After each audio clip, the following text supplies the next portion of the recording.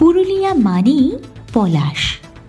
লাল, হলুদ, সাদা 3 প্রজাতির পলাশের দেখা মেলে এই জেলায়। শুধুমাত্র পুরুলিয়াতে দেখা মেলে বিরল শ্বেত পলাশের। এবার শ্বেত পলাশ নিয়েই বিশেষ গবেষণা শুরু করেছে পুরুলিয়ার সিধু কানু বিরসা বিশ্ববিদ্যালয়।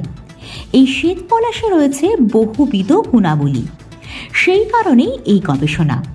আর এই গবেষণায় ব্যবহার করা হতে পারে র্যাট মডেল। অঙ্গজননের মাধ্যমে ও বীজ সংরক্ষণ করে 3 ধরনের পলাশের চারাগাছ তৈরি করছে বিশ্ববিদ্যালয় সহ পুরুলিয়া বন বিভাগ। একটাই লক্ষ্য, পলাশের সংরক্ষণ। এই শ্বেত পলাশের গাছের রসে উপক্ষার, গ্যালিক ও ট্যানিক অ্যাসিড থাকে। এই রসের প্রভাবে বেশ কিছু দুরারোগ্য ব্যাধির নিরাময় হয়। সেই সঙ্গে বিভিন্ন ভেষজ ওষুধ তৈরিতে ব্যবহার করা হয়ে থাকে। নারীদের বন্ধ্যত্ব দূর হওয়া থেকে পুরুষের যৌনবর্ধক ওষুধও তৈরি হয় এই শ্বেত পলাশ থেকে।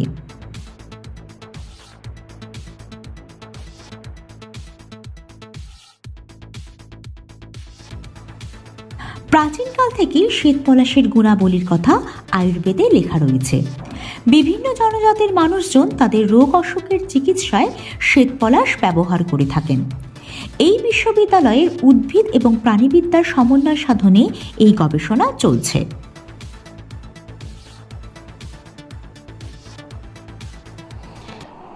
বিষয়টা হচ্ছে যে শ্বেত পলাশ বা পলাশ গোত্রের গাছের কথা আয়ুর্বেদেও লেখা আছে।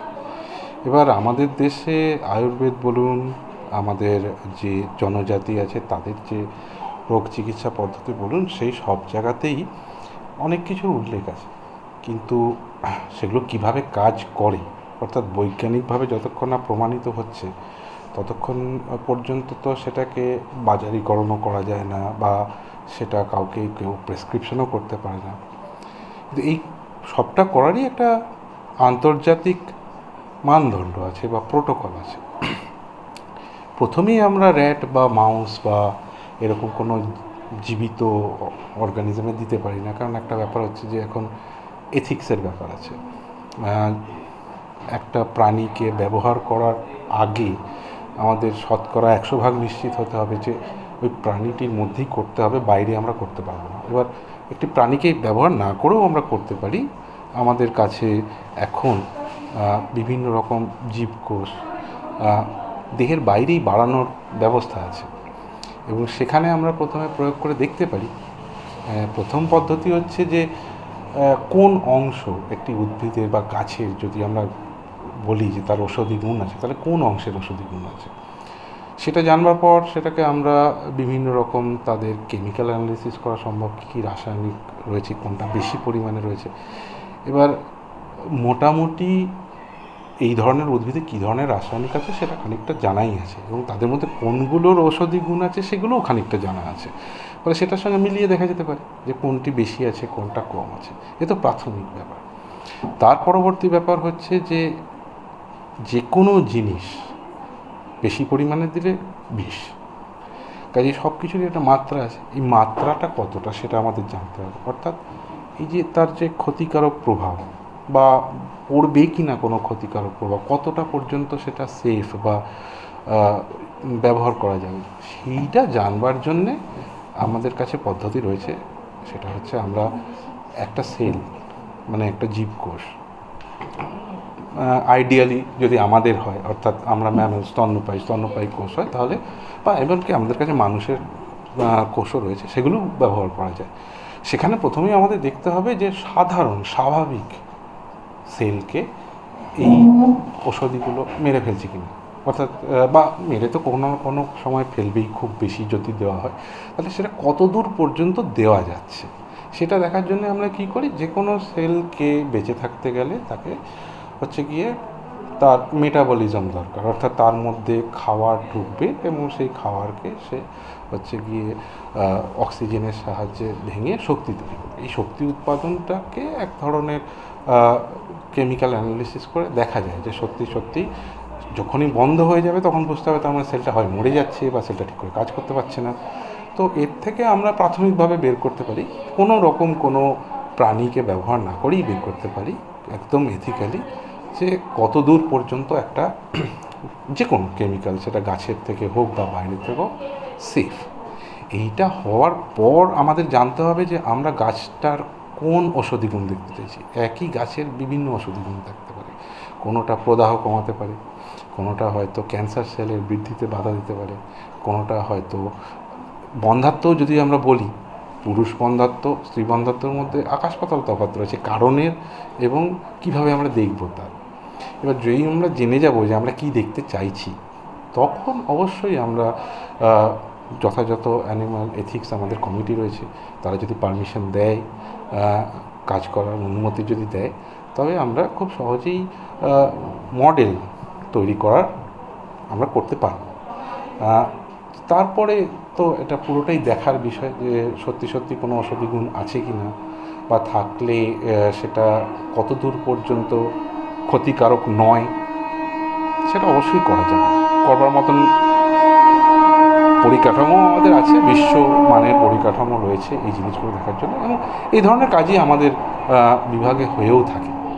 বৈজ্ঞানিক পদ্ধতিতে যেরকম পলাশ গাছগুলির চারা তৈরি করা হচ্ছে, তেমনই এই 3টি পলাশের ফুল পাতা গাছের ছাল নিয়ে গবেষণার কাজ চলছে। এই গবেষণা যদি সফল হয়, তাহলে আগামী দিনে বিরাট বড় সাফল্য হবে এই জেলার জন্য। দেখুন, এই সামনের বছর থেকে, যেটা আগের বছর পেরিয়ে এসে, সেখান থেকে আমাদের গবেষণা শুরু হয়েছে। আমরা এর আগের বছর পলাশের ফুল কালেক্ট করেছিলাম, 3টে টাইপের ফ্লাওয়ারই আমরা কালেক্ট করেছিলাম। সেটা নিয়ে আমরা ল্যাবরেটরিতে তার বিভিন্ন এক্সপেরিমেন্ট করেছি, যেমন তার মধ্যে আপনার আছে তাদের ফেনল কন্টেন্ট, তার ফ্ল্যাভোনয়েড কন্টেন্ট, তার অ্যান্টিব্যাকটেরিয়াল অ্যাক্টিভিটি, তার অ্যান্টিঅক্সিডেন্ট অ্যাক্টিভিটি। সেখানে দেখা গেছে যে আপনার যেটা অরেঞ্জ পলাশ, সেখানে আপনার ফেনল অ্যাক্টিভিটি বা antioxidant activity, phenol content, flavonoid content এগুলো বেশি আছে। আবার যখন আমরা অ্যান্টিব্যাকটেরিয়াল অ্যাক্টিভিটি টেস্ট করেছি, সেখানে দেখা যাচ্ছে যে হোয়াইট পলাশ যে আছে তার অ্যাক্টিভিটি খুবই হাই, আদার দেন যে অন্য দুটো পলাশ আছে তার তুলনায়। তো সেখানে আমরা কি করছি, মোটামুটি আমরা এই অ্যানালাইসিস করে এসেছি এখনও পর্যন্ত। এরপর আমরা কি করছি যে ওনার ওই যে ফ্লাওয়ারগুলো আছে, যেহেতু সেগুলো বছরে একবারই ফুল হয়, আমরা এই বছর আবার সেই ফুলগুলো কালেক্ট করেছি। সেখান থেকে আমরা কী করছি, তার ফাইটোকেমিক্যাল অ্যানালাইসিস করছি, সেটা এখনও রিসার্চের পারপাসে চলছে। এবছর নতুন করে আবার তার বার্ক আমরা কালেকশন করেছি, সেই বার্কের থেকে তার ফাইটোকেমিক্যাল অ্যানালাইসিস, এবং যেটা আমাদের সবাই যেটা প্রচলিত মুখে যেটা পাওয়া যাচ্ছে যে সেটা বন্ধ্যাত্বকরণ যে এফেক্ট, তার এফেক্ট আমরা জুলজি ডিপার্টমেন্টের সাথে ইন কোলাবোরেশনে তার উপর কাজ করছি, মাইস মডেলের উপরে। সেখানে দেখা যাবে যে হরমোনাল কোনো চেঞ্জেস আসছে কিনা, ওভুলেশনের উপর কোনো এফেক্ট পড়ছে কিনা, সেটা আমাদের এখন রিসার্চের পারপাস এবছর থেকে আমরা সেটা শুরু করেছি। যেটা করছি যে অঙ্গজ জননের মাধ্যমে আমরা পলাশের ডিফারেন্ট পার্টস নিয়ে আমরা করতে চাইছি যে ওখান থেকে পুরো প্লান্টটাকে তৈরি করতে। তো সেখানে কিছু পার্টস আমরা ইউজ করেছি, যেমন লিভস আছে, স্টেম আছে, নোডাল পোর্শন আছে, ডিফারেন্ট পার্টস থেকে আমরা প্রথমে সেটাকে সারফেস স্টেরিলাইজেশন করছি। তারপরে যেটা করছি যে ডিফারেন্ট মিডিয়া ইউজ করছি, যেমন টিস্যু কালচারে আমি করে থাকি। তো ওখানে মিডিয়া ইউজ করার সময় সেখানে ডিফারেন্ট হরমোন ইউজ করছি। এগুলো দিয়ে আমি মিডিয়া স্ট্যান্ডার্ডাইজ করেছি, কিছুটা অবধি পুরোটাই কমপ্লিট হয়েছে। এরপরে মাল্টিপ্লিকেশনের যে পার্টটা, সেটা এখনও একটু বাকি আছে।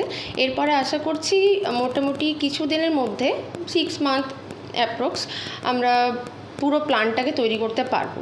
এখনও পর্যন্ত যে রুটের পোর্শনের কিছু পার্ট বাকি আছে, সেগুলো করলে আমার মনে হয় পুরো প্ল্যানটাকে আমরা আনতে পারবো। এখনও ল্যাবের মধ্যে আছে কিছু প্লান্ট, যেগুলোর অর্ধেক পোর্শন আমরা করে ফেলেছি, সেইগুলোকে আর কি। তো এইভাবেই প্লান্টটা যাতে তৈরি হয়, কারণ এটা হচ্ছে একটা প্লান্ট যেটা রেয়ার প্লান্ট, এমনিতে পাওয়া যায় না খুব একটা বেশি। তো এই প্লান্টটাকে যদি আমরা নিয়ে আসতে পারি। রেয়ার প্ল্যান্ট বলতে কোনটার কথা বলছেন? শ্বেত পলাশের কথা বলছি। শ্বেত পলাশ এমনিতে আমাদের রাকাব জঙ্গলের মধ্যে যেটা 15টার মতন এরকম পাওয়া যাচ্ছে বন দপ্তরের যে তথ্য অনুযায়ী।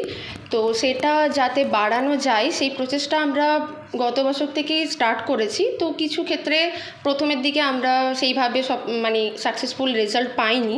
পরের দিকে ট্রাই করতে করতে এটা একটা রেজাল্টে পৌঁছেছি, যেখানে গিয়ে আমরা স্ট্যান্ডার্ডাইজ করতে পেরেছি কিছুটা পোর্শন, ম্যাক্সিমাম পোর্শনটা। এর পরের বাকি যে পার্টটা, মাল্টিপ্লিকেশনের পার্টটা, সেটাকে আবার যাতে ফার্দার প্রসিড করে পুরোটাকে কমপ্লিট করতে পারি, সেটারই কাজ। বিরলের শ্বেত পলাশকে ঘিরে বিরাট উন্মাদনা রয়েছে সকলের মধ্যে। চিকিৎসা ক্ষেত্রে একেবারেই নতুন দিশা দেখাচ্ছে এই শ্বেত পলাশ। পুরুলিয়া থেকে বিশ্বজিৎ সিং সর্দারের রিপোর্ট, পুরুলিয়া মিরর।